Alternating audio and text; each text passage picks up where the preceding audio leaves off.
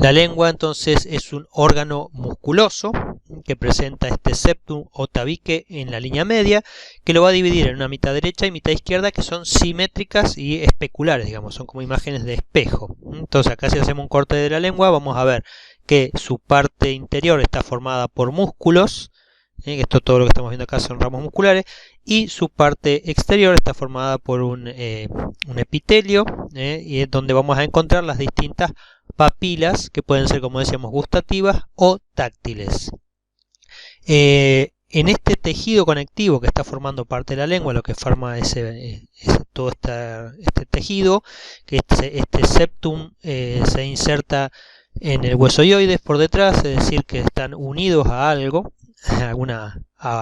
no es un órgano musculoso, pero ese tejido conectivo se está uniendo a otras estructuras, en este caso el hueso hyoides por detrás y debajo. Bueno, y en ese tejido conectivo es donde se insertan los músculos, o sea, los músculos no están insertos a ningún esqueleto, sino que se insertan en el tejido conectivo, y son los que le dan la movilidad tan amplia que tiene la lengua, y vamos a tener dos tipos de músculos, músculos esqueléticos. A todos los músculos son de tipo esquelético, pero digo músculos extrínsecos y músculos intrínsecos de la lengua. Los extrínsecos son músculos que se insertan en la lengua, pero en un extremo y en el otro extremo, entonces su origen está en alguno de los huesos, que pueden ser el hyoides. Se inserta entonces en el hyoides, en la apófisis esteloides del hueso temporal, y en el maxilar inferior, que estamos viendo acá. Entonces, parte de estos músculos que estamos viendo, el geniogloso, el estilogloso, estiloioideo, son músculos que son extrínsecos, ya que se insertan en las otras estructuras.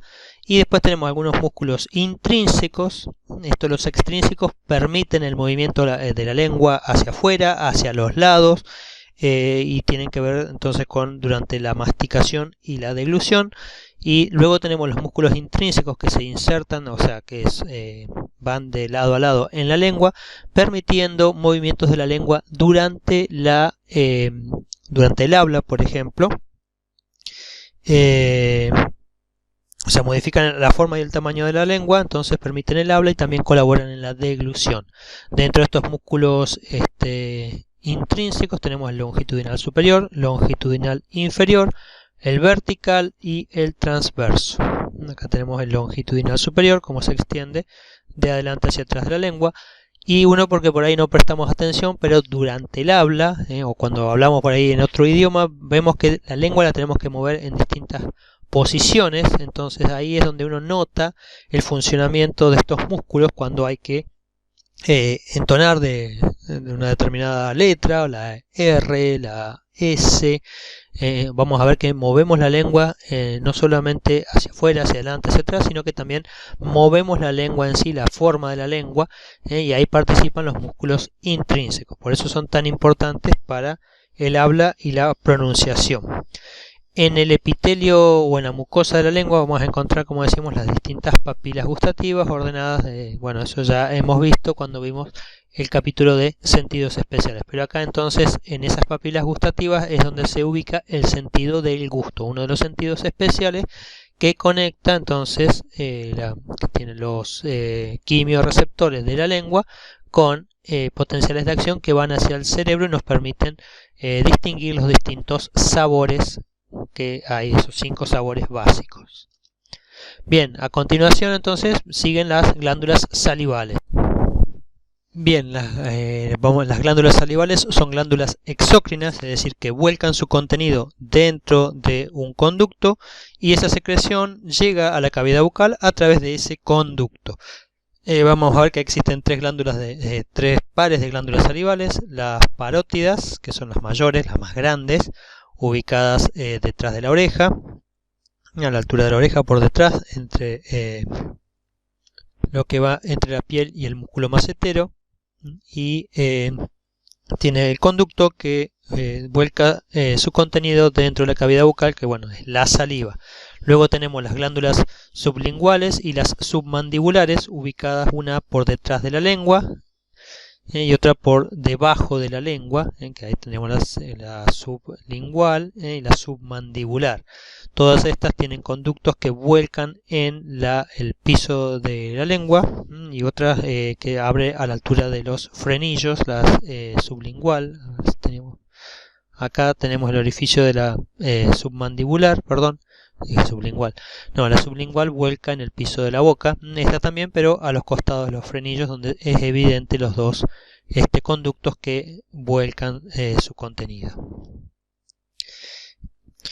El contenido de la glándula parótida va a ir por encima del segundo molar superior. Entonces, la función de las glándulas salivales es la de producir la saliva. ¿Qué es la saliva? Bueno, sabemos, es una solución incolora acuosa de tipo más bien mucosa. O sea, ¿por qué? Porque contiene proteínas, glucoproteínas, hidratos de carbono y electrolitos, es decir, sodio, cloro fundamentalmente. Se produce aproximadamente 1,5 litros por día y está estimulada, o sea, esa secreción a través del olfato, cuando percibimos olores a comida, o al incorporar alimentos en nuestra boca, empieza a aumentar la secreción de saliva, que cumple la función de mojar y humedecer los alimentos, ¿sí? Así, en ausencia de alimentos cumplen la función de mantener húmedas y limpia la cavidad bucal y la cavidad faríngea y esofágica a través de la deglución de la saliva. Ahora, cuando ingerimos alimento, se encarga de mojar y ir disolviendo los alimentos, es decir, transformándolos ya en una solución más bien líquida, y donde se van comenzando las reacciones digestivas, ya que en la saliva vamos a encontrar enzimas digestivas, que es la amilasa o tialina, que es una enzima encargada de comenzar a digerir los hidratos de carbono, el almidón, por ejemplo, lo que contiene la papa, el arroz, el trigo, o sea, los fideos, todo lo que es la pasta contiene almidón. Bueno, esa amilasa, si la dejamos actuar el suficiente tiempo en nuestra boca, se ensaliva bien y se la deja un tiempo, comienza a actuar empezando a romper ese almidón. También contiene lisozima, que cumple la función de destruir algunas bacterias, ya que, o sea, tiene la capacidad de inhibir el crecimiento de bacterias, o decir que es como un bactericida.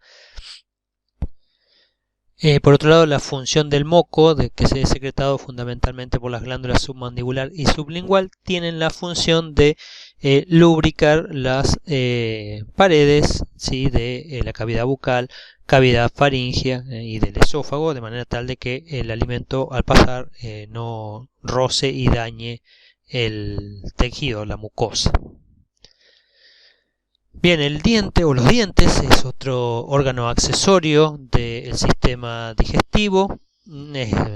Todos sabemos lo que son los dientes, pero es un órgano que anatómicamente es muy duro, es el tejido más duro de nuestro organismo, ¿sí? Es la parte más fuerte, más resistente. Está formada por un tejido mineralizado compuesto por calcio y fósforo, similar al hueso, en donde vemos que tiene tres partes: la corona, que es la parte que está libre o visible del diente y está recubierto por el esmalte; el cuello, que va a unir la corona con la raíz, que ese cuello es ubicado entre lo que llamamos la encía, la parte carnosa de la cavidad bucal, o sea, de la parte anterior de la cavidad bucal, y lo que va a unir entonces la corona con la raíz. La raíz, esta no se ve desde afuera, ya que está metida o incrustada dentro de lo que se llama el alvéolo dentario, en el hueso, ya sea el maxilar superior o el inferior, y está recubierta por lo que se llama el cemento dentario, y unido a través de ligamentos que lo mantienen firmemente anclado o fijo en la posición de su alvéolo dentario.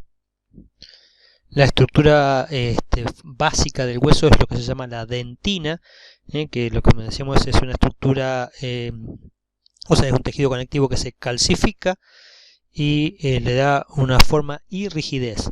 En la zona de la corona, esa dentina está formada por esmalte, que también son fosfato y carbonato de calcio, o sea, está calcificado, es mucho más resistente incluso que el hueso, está mucho más calcificado, tiene poco tejido en el medio, es decir, casi el 95% son sales de calcio.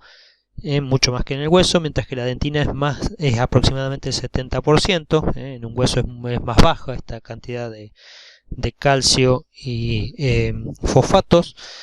Y en la zona de la raíz, la dentina está recubierta por lo que se llama el cemento, que también es similar al hueso, y esta es la que va a estar fijando la raíz a su ligamento, y este lo mantiene unido en los maxilares.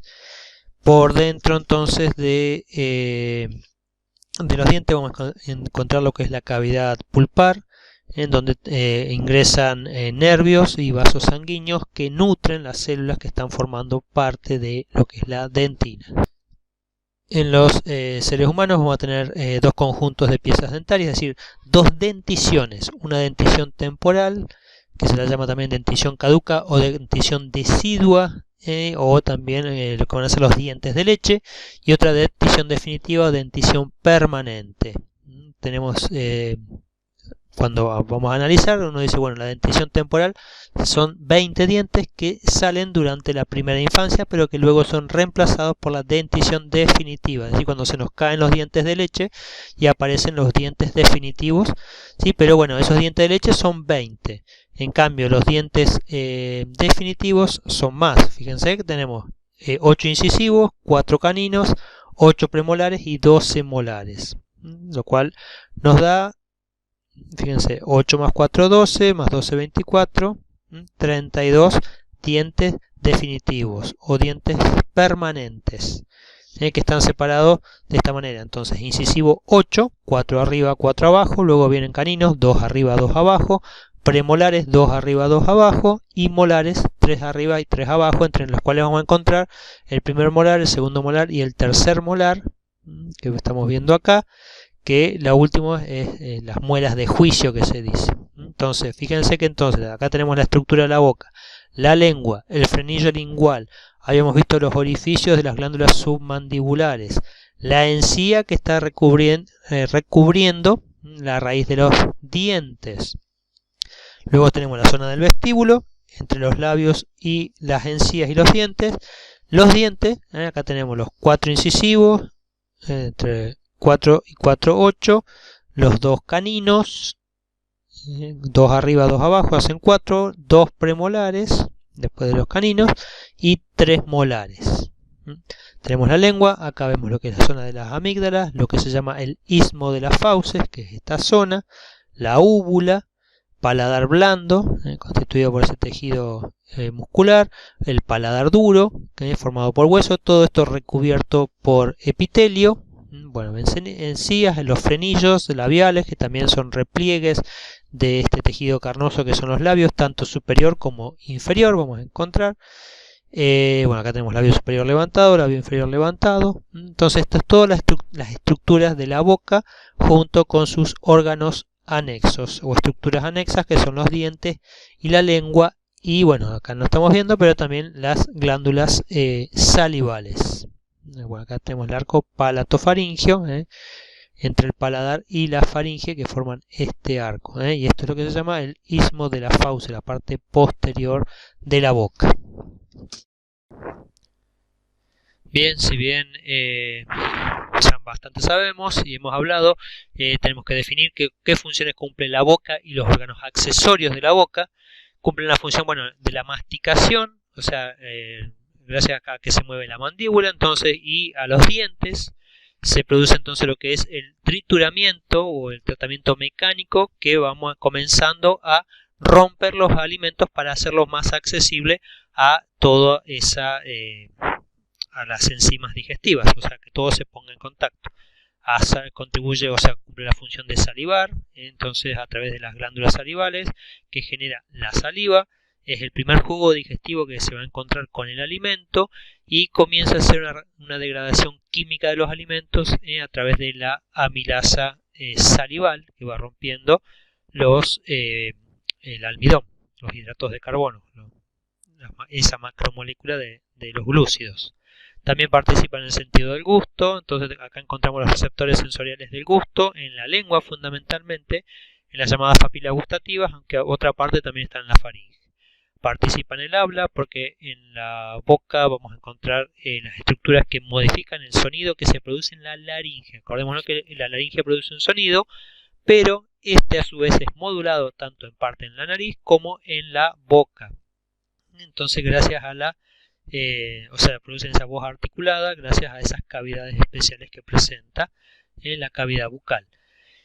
Y además participan en lo que es la deglución, es decir, en el ingreso del alimento a los demás órganos del tubo digestivo. La deglución es el proceso o el pasaje del bolo alimenticio que se produce luego de masticar y ensalivar, lo que se denomina el proceso de mojar los alimentos con saliva e irlos triturando, se le dice la masticación y la ensalivación, y luego ese bolo alimenticio que ya se va transformando en un bolo alimenticio tiene que ser deglutido. Entonces la boca y los órganos accesorios participan en este mecanismo de deglución, que tenemos tres estadios: oral en la boca, faríngeo a nivel de la faringe y esofágico. O sea, la deglución es el pasaje a los demás órganos del bolo alimenticio hacia los demás órganos del sistema o del tubo digestivo.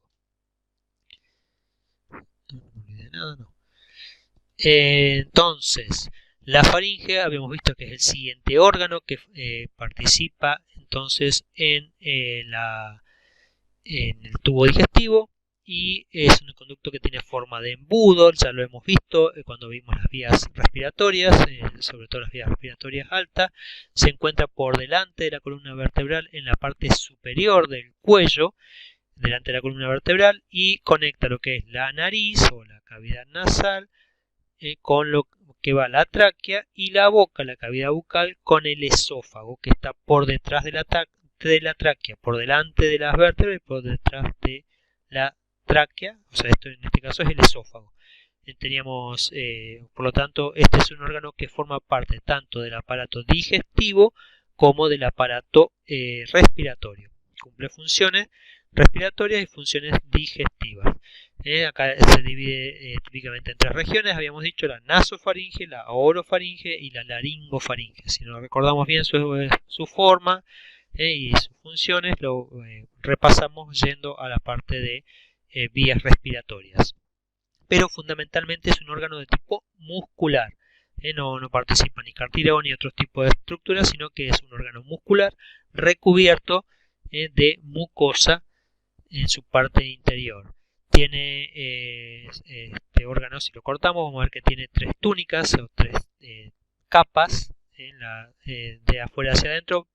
O sea, por fuera vamos a encontrar la túnica externa muscular, una túnica media que es más bien fibrosa, porque forma parte del tejido conectivo de tipo fibroso, y una túnica interna que da hacia las cavidades, que se le llama la túnica mucosa, donde vamos a encontrar epitelio plano estratificado, no queratinizado.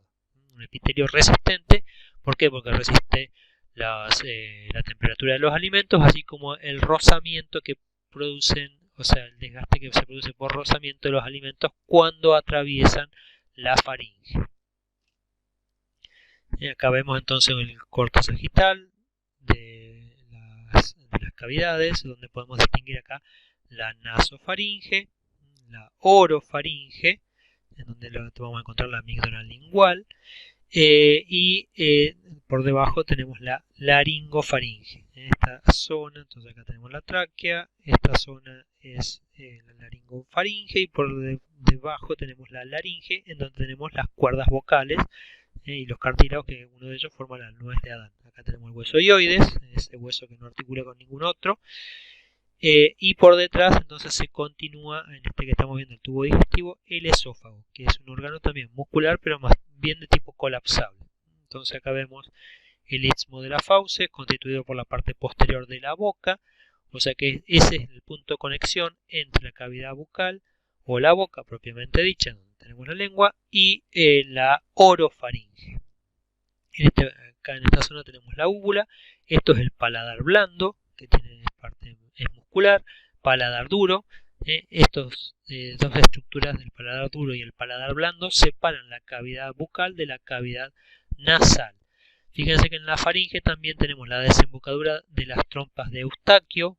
Acá hay un agujero, acá hay una trompa que va a conectar entonces la nasofaringe con el oído medio, permitiendo que las presiones dentro del oído medio estén equilibradas, por lo tanto tiene una función en la parte de la audición, y la nasofaringe también ayuda, y la faringe constituye también un órgano que ayuda en la pronunciación, o sea, del lenguaje, ¿no? Porque modula el sonido de la voz.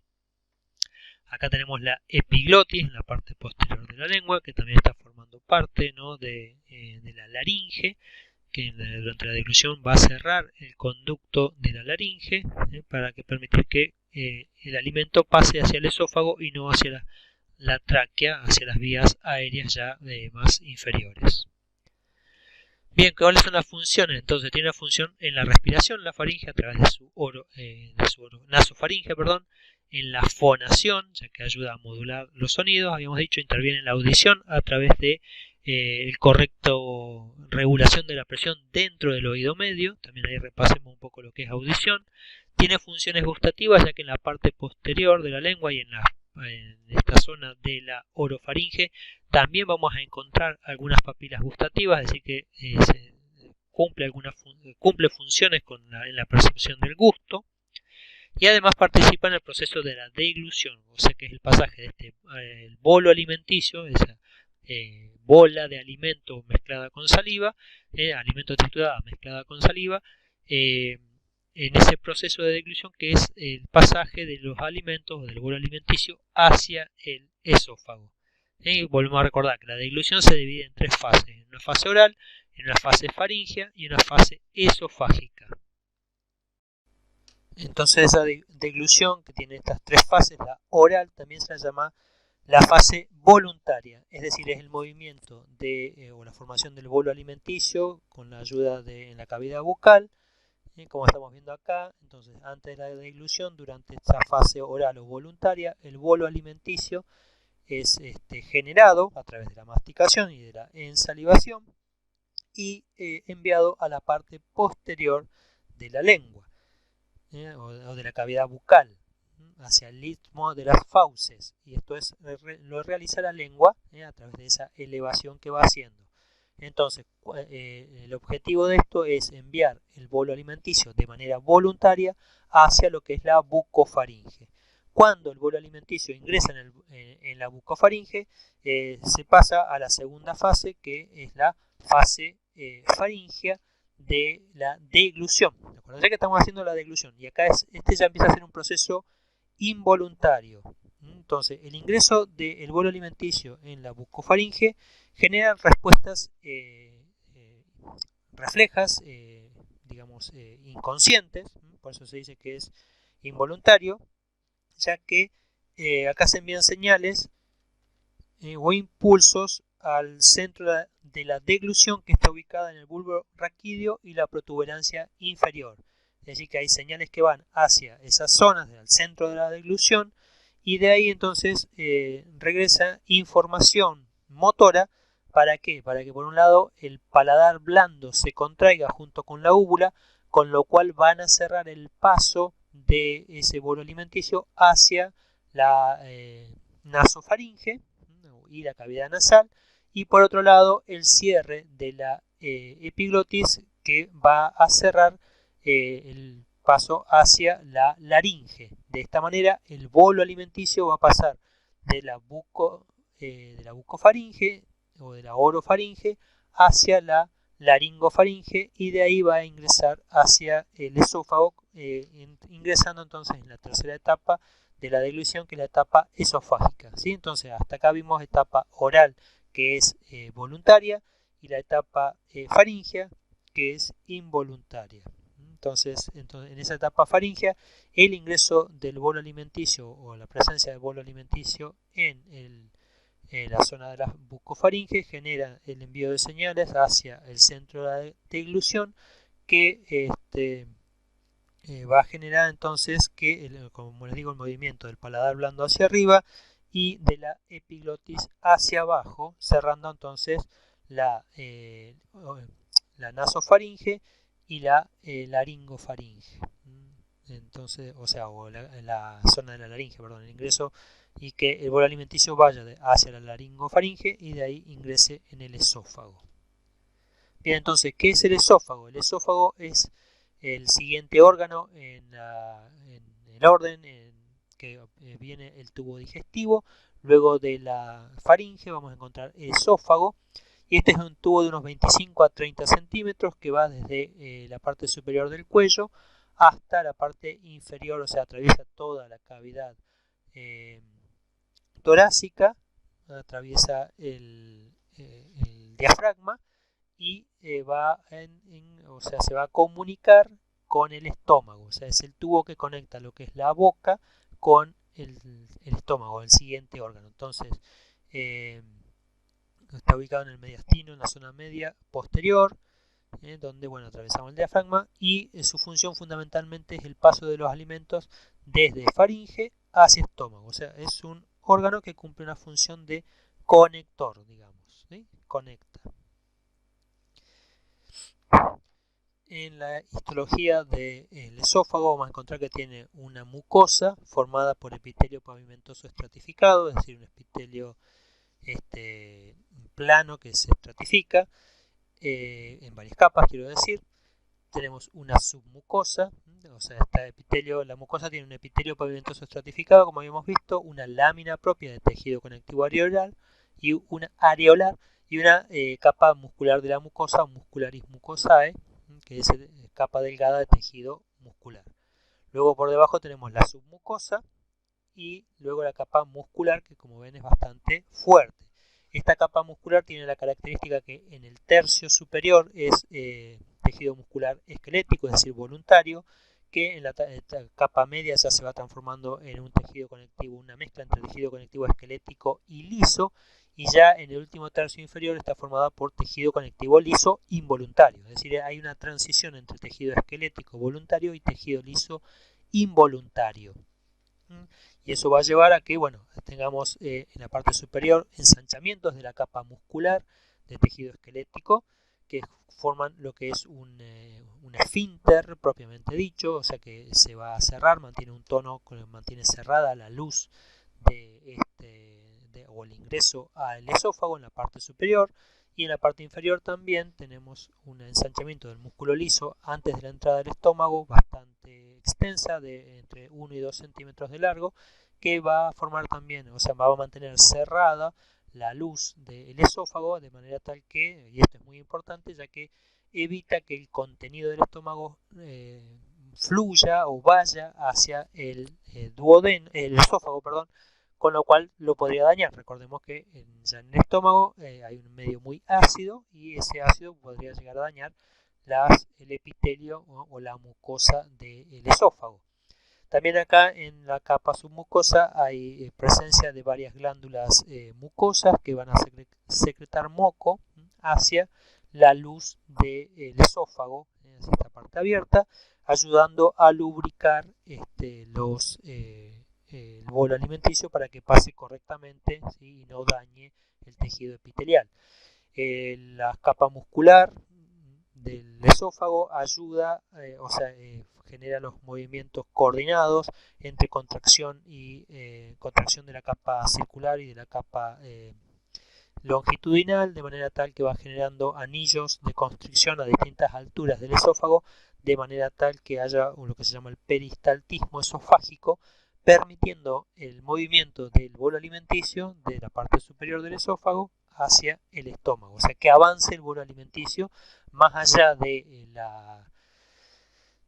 la gravedad que se está ejerciendo, también que esas contracciones permiten que se mueva el bolo alimenticio. Y entonces la tercera fase de la deglución, que es la fase esofágica, tiene mucho que ver, entonces, como les digo, con estas ondas peristálticas y con las válvulas que posee el esófago.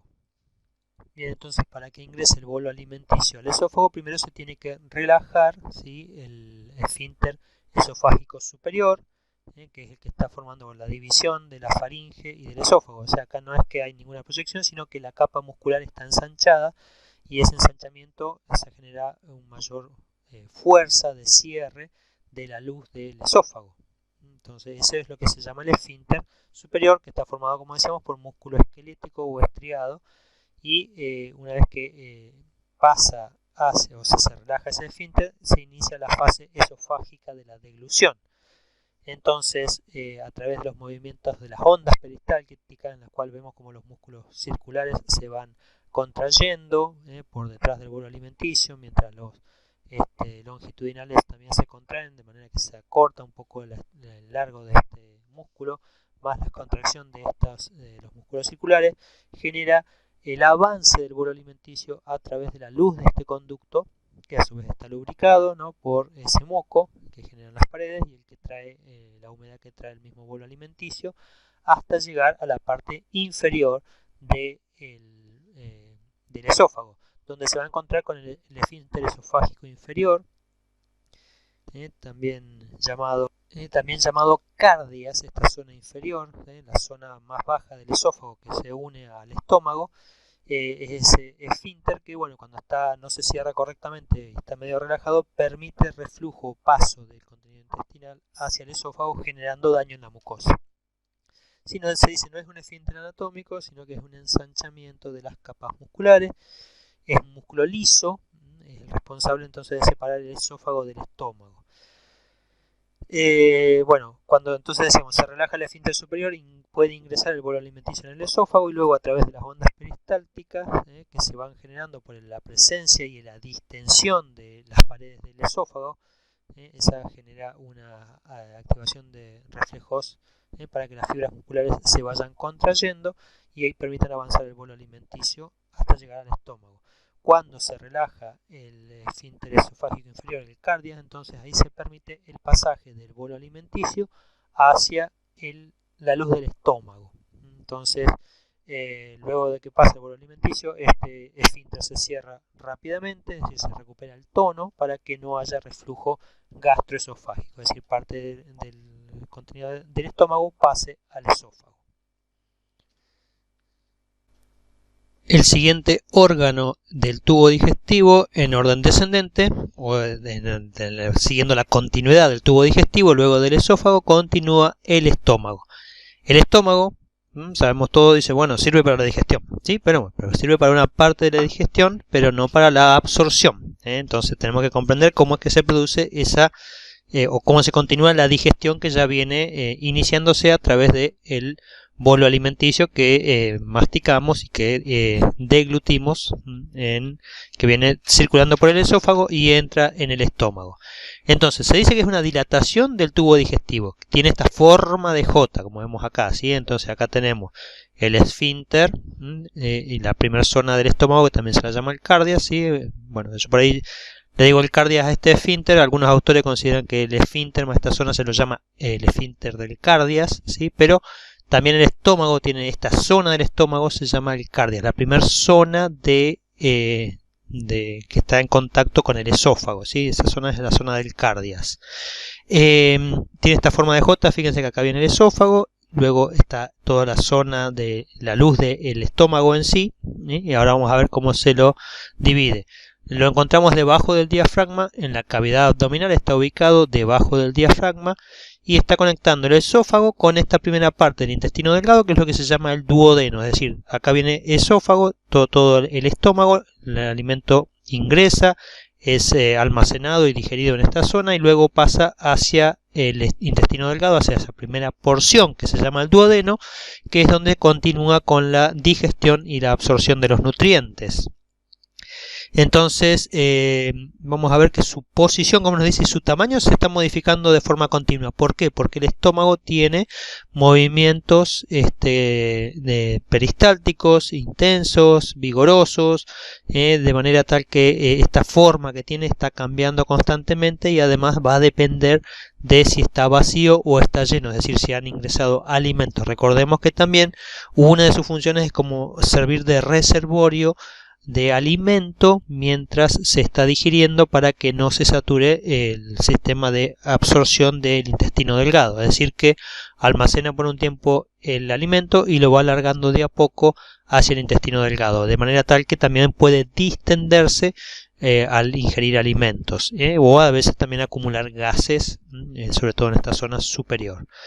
Bien, entonces ese estómago cumple esas primeras funciones, tiene, como decimos, esta forma de J, y vamos a ver que anatómicamente está dividido en tres partes. Yo le decía, la primera parte que está en contacto con, o sea, por debajo del contacto con el esófago, el ingreso del esófago, ese agujero, es el cardias. Luego tiene la parte superior que está ubicada, digamos, estamos viendo acá hacia la derecha, en la parte hacia arriba es el fundus.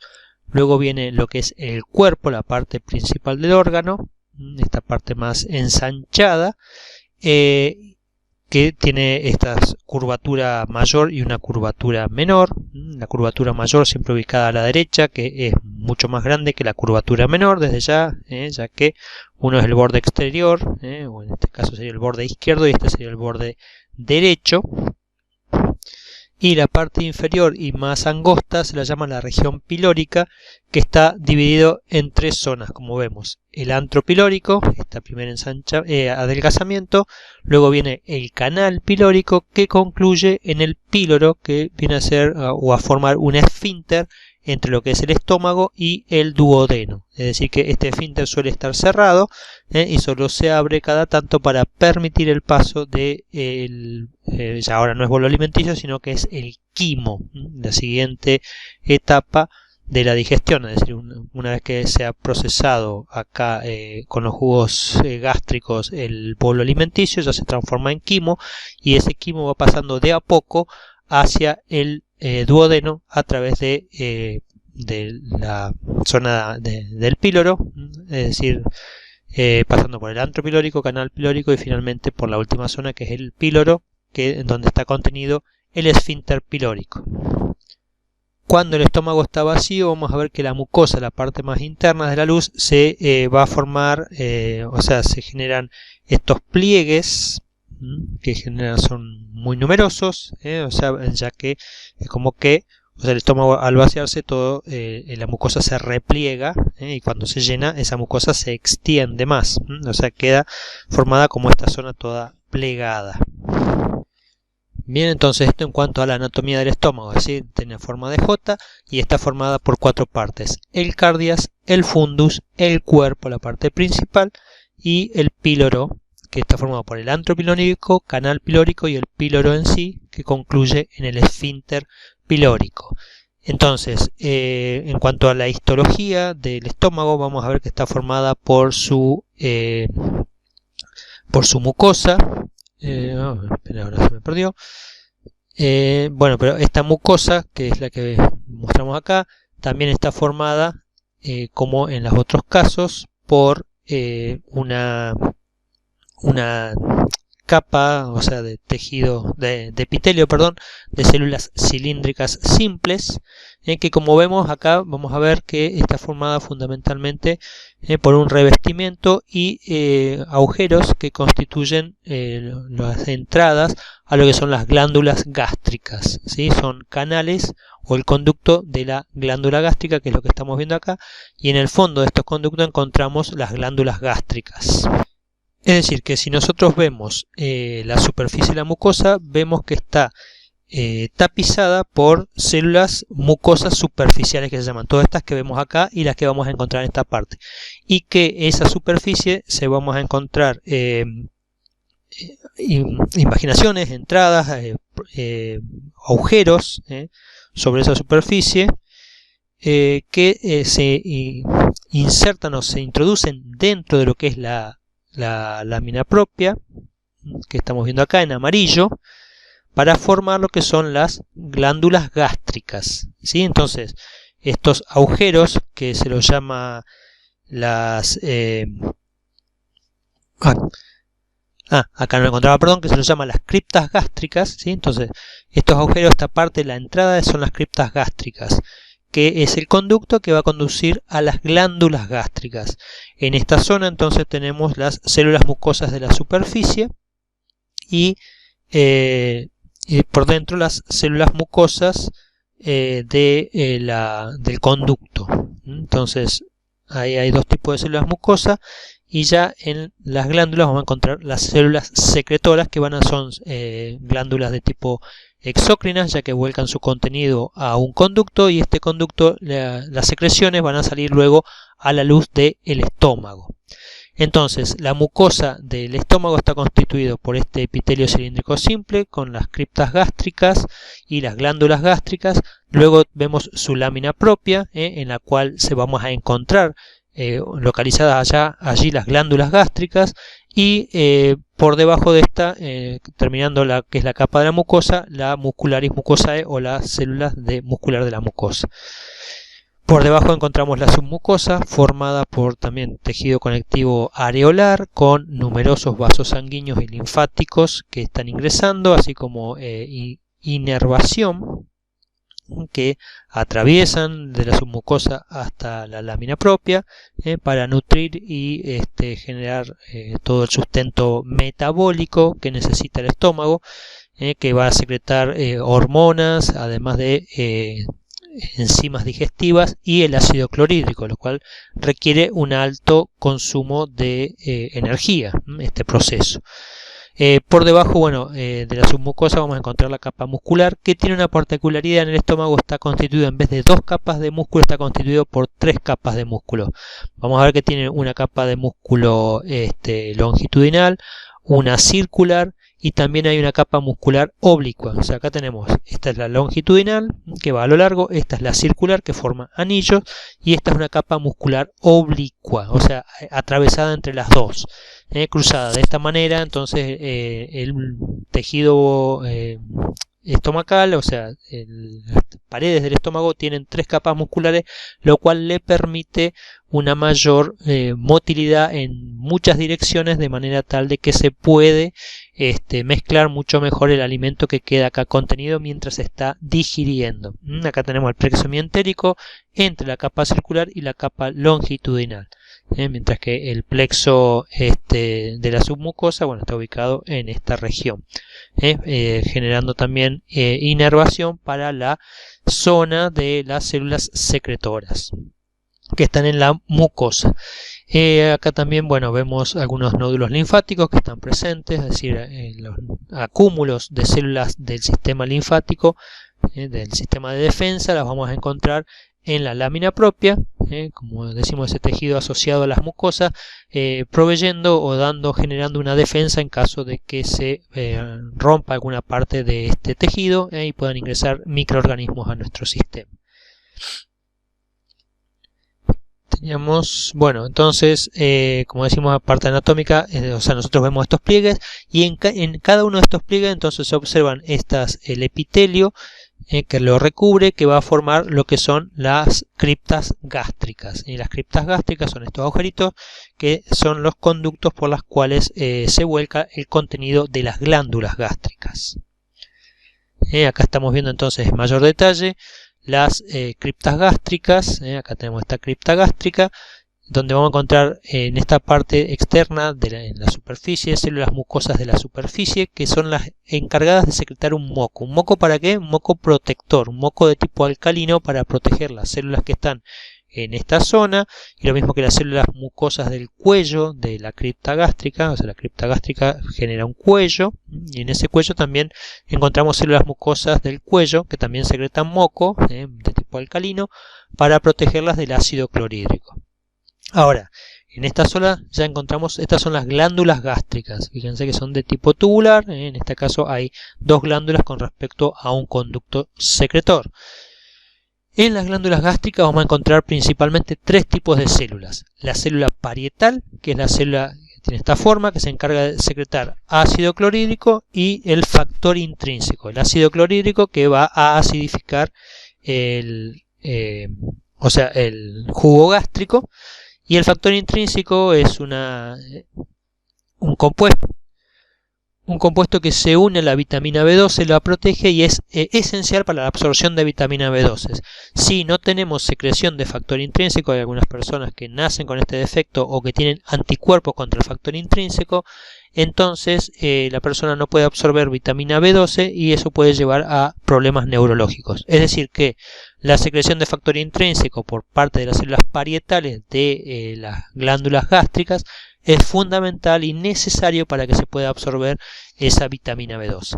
Y también, bueno, el correcto funcionamiento de las células parietales va a generar una correcta secreción de ácido clorhídrico necesario para que se produzca la digestión a nivel estomacal. Luego tenemos las células principales, ubicadas acá, que secretan pepsinógeno, una proenzima, y lipasa gástrica, otra enzima que son necesarias. La primera para digerir las proteínas, empieza a cortar las proteínas. Acuérdense que las proteínas son macromoléculas que nosotros para absorberla la tenemos que romper a sus componentes, a sus ladrillos esenciales, que son los aminoácidos. Y la lipasa gástrica va a empezar a romper los triglicéridos, generando ácidos grasos libres y monoglicéridos que van a luego pasar hacia el duodeno para continuar la digestión. Lo mismo que a nivel estomacal. Se comienza la digestión de las proteínas, se las va rompiendo, ¿sí? El ácido clorhídrico genera una desnaturalización de las proteínas y en el medio ácido el pepsinógeno se activa, por eso decimos una proenzima, que cuando el medio ácido se corta y se activa a la pepsina. Entonces, una vez que está activada la pepsina en la luz del estómago, empieza a actuar sobre las proteínas desnaturalizadas por el ácido clorhídrico, rompiendo entonces parte de esas proteínas ya a macromoléculas más simples. En vez de ser un polipéptido, ya van a ser péptidos más cortos, que en vez de tener capaz que 100 o 200 aminoácidos, pueden ser fragmentos de 20 a 30 aminoácidos o incluso más chicos.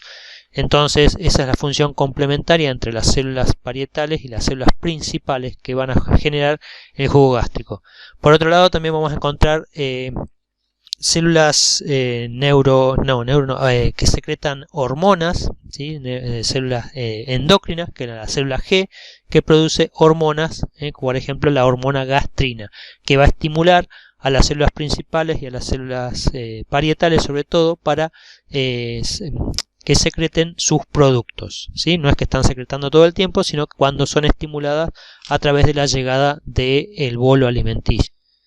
Por lo tanto, entonces, el jugo gástrico, que puede llegar a ser por día entre 2 y 3 litros, o sea, entre 2.000 y 3.000 mililitros de jugo gástrico, está formado entonces por la secreción de las células mucosas del cuello, las parietales y las células principales. Entonces, eso es lo que llamamos jugo gástrico. Fundamentalmente, estas células generan un moco de tipo alcalino que genera forma una capa entre las células de las mucosas y la luz del órgano de unos 2 a 3 milímetros, que las va a estar protegiendo del ácido clorhídrico que está circulando durante los periodos de digestión. De esta manera, bueno, la va a proteger. Si no, imagínense que en un pH que puede llegar a tener 1 o 2, o sea, un pH muy ácido, entonces eso generaría un daño sobre estas células. Bien, entonces, ¿cuáles son las funciones que tiene el estómago? Son 3: digestión, algo de absorción y almacenamiento. Sí, entonces el proceso de digestión, digamos que es la función más importante que va a cumplir el estómago, y tiene dos etapas, o sea, dos formas: una digestión mecánica y una digestión química. ¿Sí? ¿Por qué? Vamos a ver que una vez que ingresa el bolo alimenticio dentro del estómago, empieza a haber una digestión mecánica a través de la contracción de las fibras musculares, lo que generan ondas que van desde el fundus hacia el antro pilórico, comenzando por ondas suaves y se van haciendo cada vez más intensas a medida que van descendiendo. Estas ondas de mezclado lo que generan es una maceración de los alimentos y que se mezcle bien el bolo alimenticio con los jugos gástricos, formando lo que decimos el quimo. Es decir, ahora pasa a ser otra sustancia en la cual otro compuesto en el cual ya se están mezclando esos alimentos que venían con una primera digestión y con la saliva, ya en algo que tiene jugo gástrico, y por lo tanto se lo pasa a llamar el quimo. Entonces las ondas peristálticas van haciendo que ese quimo se mueva hacia el esfínter pilórico, y en el esfínter pilórico, que generalmente está cerrado, mantiene un tono bastante elevado de cerrado, dice, sin embargo su cierre no es total, si cuando viene hay mayor presión sobre el antro pilórico, cuando viene una onda de peristalsis, eso permite siempre el pasaje de una pequeña cantidad de quimo, más o menos unos 3 mililitros. Entonces, de pasaje de quimo, ¿a dónde? Del antro pilórico, o sea, del estómago hacia el duodeno. Entonces, de esta manera también puede abrirse o cerrarse más, va a depender del contenido y del grado de digestión que tengan los alimentos para regular o permitir el pasaje de algo de quimo al duodeno, que puede ser más o menos cantidad. Entonces, de esta manera se va generando una digestión mecánica que va a llevar más o menos unas 2 a 3 horas. O sea, esa digestión mecánica consiste en ese macerado de los alimentos a través de las ondas peristálticas. Pero para que se complete la digestión necesitamos la digestión química. Acá va a actuar la enzima la pepsina, que viene una vez que llega a la luz del estómago, con el pH ácido se activa el pepsinógeno a pepsina y se comienzan a digerir las proteínas que se van fragmentando, como yo les decía, en péptidos en ese ambiente ácido. Por otro lado, también comienza a actuar la lipasa gástrica y ni bien ingresa los alimentos, actúa también lo que es la lipasa salival, es decir, hay las células de la mucosa de la boca pueden generar una lipasa salival que se activa en el estómago y es activa hasta que éste se acidifica, es decir, durante la primera media hora o primera hora, cuando todavía no hay una gran secreción de ácido clorhídrico, esta lipasa está actuando rompiendo los triglicéridos, esas macromoléculas grasas, mientras que la lipasa gástrica también va a actuar y generalmente actúa sobre los ácidos grasos más cortos, permitiendo liberar ácidos grasos de cadena corta. Y bueno, entonces acá tenemos en parte la digestión de proteínas y de algo ya de las grasas que se están comenzando a digerir. Otra de las funciones que va a cumplir el estómago es la de absorción.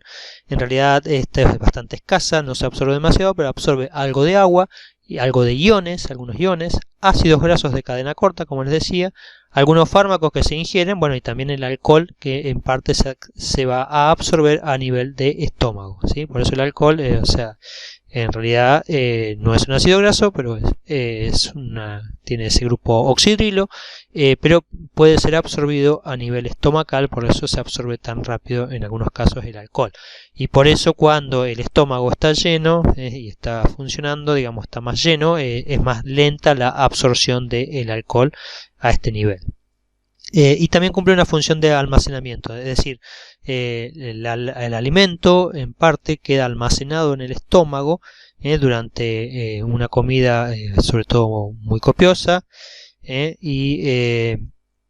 entonces o sea, para que se produzca adecuadamente la digestión, la comida tiene que ir siendo presentada de a poco al intestino, es decir, no le puede llegar una gran cantidad al intestino delgado para que se termine de digerir y de absorber, ¿sí? Él tiene una capacidad limitada de digestión y de absorción. Por lo tanto, el sitio donde se va a almacenar esa comida que nosotros hacemos, que generalmente nos lleva 10, 15 hasta media hora, va quedando almacenada en el estómago y el estómago a través de estos movimientos del proceso de digestión y de los movimientos peristálticos y del vaciado